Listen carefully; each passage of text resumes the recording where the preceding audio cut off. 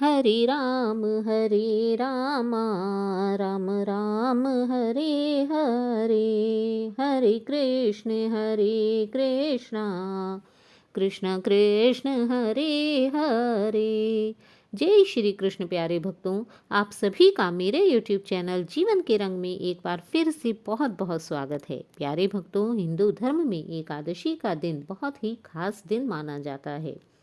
ऐसा माना जाता है कि हिंदू धर्म में जो भी व्यक्ति एकादशी का व्रत, पूजा इत्यादि पूर्ण विधि विधान एवं श्रद्धा के साथ करता है, उसके सभी बुरे कार्य नष्ट हो जाते हैं तथा उसे की सभी मनोकामनाएं पूर्ण होती हैं। उसे भगवान के गोलोक धाम में सीधा निवास मिलता है। हिंदू धर्म में कुल 24 एकादशियां मानी जाती हैं। प्रत्येक एकादशी का अपना अलग अलग नाम एवं अलग अलग महत्व होता है। प्रत्येक एकादशी भगवान विष्णु को समर्पित होती है। इन्हीं एकादशियों में माघ मास की एकादशी, जिसमें हम कृष्ण पक्ष की एकादशी को षटतिला एकादशी व शुक्ल पक्ष की एकादशी को जया एकादशी कहते हैं। तो आज हम यहाँ बात करेंगे जया एकादशी के विषय में। जया एकादशी की क्या कथा है, इसका पौराणिक महत्व क्या है, जया एकादशी का पूजन कैसे किया जाता है, इन सब के विषय में आज हम इसमें बात करेंगे।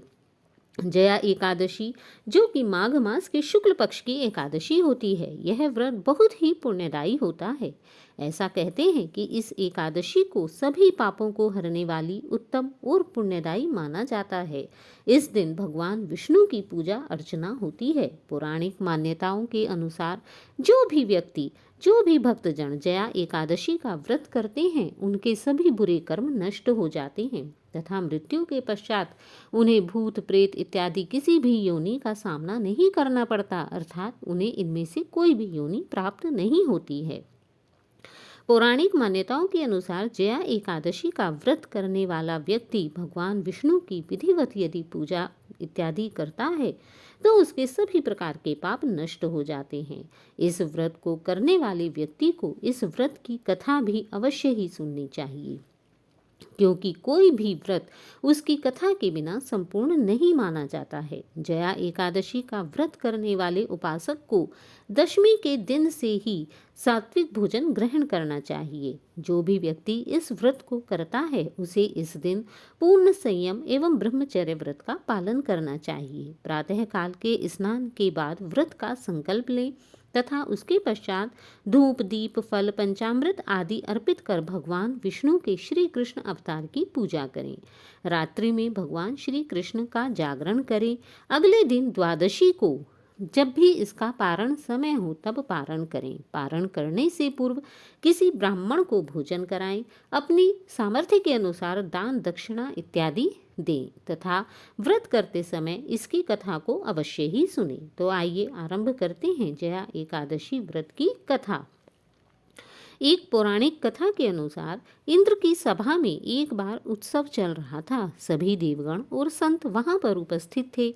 उस समय गंधर्व गीत गा रहे थे तथा गंधर्व कन्याएं मनोहर नृत्य कर रही थी। इन्हीं गंधर्वों में एक माल्यवान नाम का गंधर्व भी था, जो बहुत ही सुरीला गाता था। उसका सुर इतना मीठा था कि उसके स्वर से सभी देवता मंत्र मुग्ध से हो जाते थे। वो बहुत ही रूपवान था।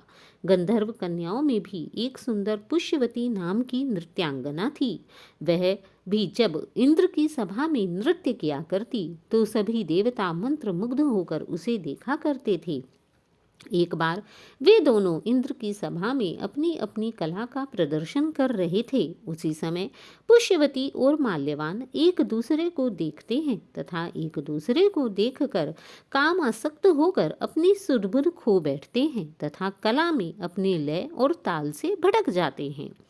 माल्यवान और पुष्यवती के इस कृत्य को देखकर देवराज इंद्र क्रोधित हो जाते हैं तथा उन्हें 1 वर्ष के लिए स्वर्ग से वंचित होने का श्राप दे देते हैं। इंद्र भगवान ने दोनों को मृत्युलोक में पिशाचों के समान जीवन भोगने का श्राप दिया था। उस श्राप के कारण पुष्यवती और माल्यवान वे दोनों प्रेत योनि में चले जाते हैं तथा इस पृथ्वी पर आकर गहन जंगल में अनेक दुख भोगने लगते हैं। पिशाची जीवन बहुत ही कष्टदायक होता है। दोनों ही उस जीवन को प्राप्त कर बहुत दुखी होते हैं तब एक समय की बात है, एक समय माघ मास में शुक्ल पक्ष की एकादशी के दिन वे दोनों पूरा दिन उन्हें खाने को कुछ भी नहीं मिलता। बड़ी मुश्किल से फल का भोजन उन्हें मिलता है तथा एक ही बार वे फलाहार करते हैं। रात्रि में भगवान से प्रार्थना करते हैं तथा अपने उद्धार के लिए भगवान से बार बार हाथ जोड़ते हैं तथा पश्चाताप करते हैं। इसके पश्चात रात्रि में ही उन दोनों की मृत्यु हो जाती है। जब सुबह उनकी मृत्यु होती है, अनजाने में ही सही, किंतु उन्होंने एकादशी का उपवास किया था। इस कारण उनके सभी पाप नष्ट हो जाते हैं, क्योंकि उस दिन जया एकादशी का दिन था। उनके सभी पापों के नष्ट हो जाने से उन्हें प्रेत योनि से भी मुक्ति मिल जाती है तथा वे दोनों पुनः स्वर्ग में चले जाते हैं तथा प्रीति पूर्वक वहां पर रहते हैं। अपने पूर्व जन्म को तथा पिशाच योनि को याद कर इसके पश्चात वे दोनों प्रत्येक एकादशी का पूर्ण विधि विधान के साथ पूजा करते हैं तथा भगवान श्री हरि को प्रसन्न करते हैं। जय श्री कृष्ण। तो प्यारे भक्तों, यह है जया एकादशी व्रत की कथा। तो जो भी भक्तगण इस कथा को सुनते हैं उन्हें मृत्यु के पश्चात मोक्ष की प्राप्ति होती है तथा किसी भी प्रकार की योनियों से उन्हें मुक्ति मिल जाती है। तो आशा करती हूँ कि आपको मेरी यह कथा अच्छी लगी होगी। यदि आप भी एकादशी व्रत कर रहे हैं तो इस कथा को अवश्य ही सुनें तथा मेरे चैनल को सब्सक्राइब करें। ऐसी ही और कथाएं सुनने के लिए मेरे चैनल पर बने रहें। कमेंट में जय श्री कृष्ण लिखना ना भूलें। तब तक के लिए राधे राधे। जय श्री कृष्ण।